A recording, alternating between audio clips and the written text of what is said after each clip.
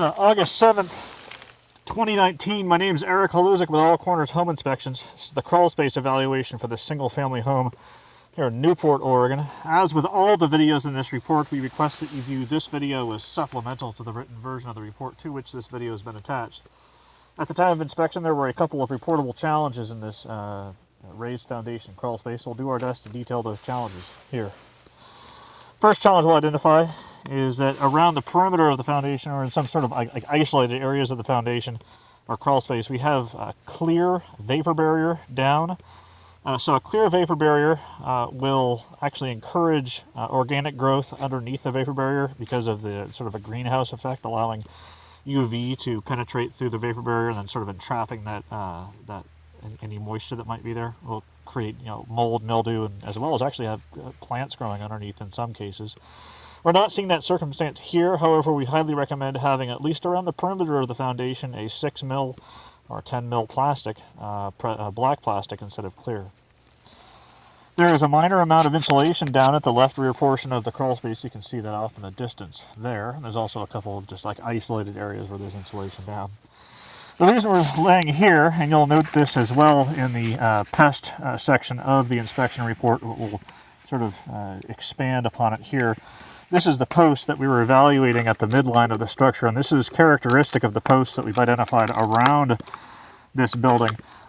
This is this sort of ovular shapes. I'll zoom in here. These shapes like that are characteristic of an organism called a powder post beetle.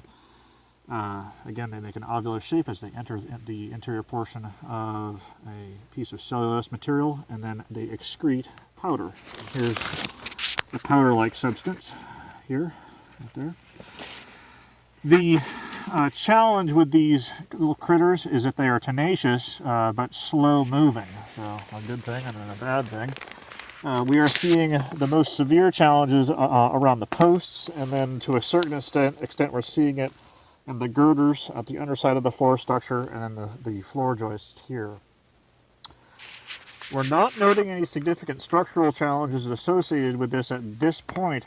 That's not to say that there aren't structural challenges, because there's insulation hiding, and then we're not doing like an exhaustive penetrative evaluation of the structure to determine if there's like isolated areas where they've actually hollowed out girders or joists.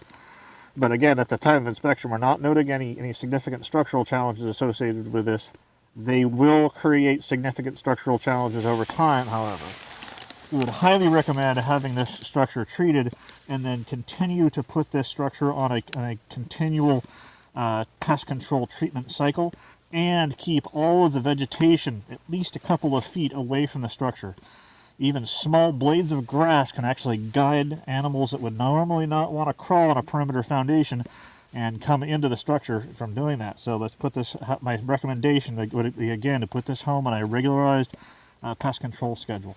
This has been Eric Haluzik with All Corners Home Inspections.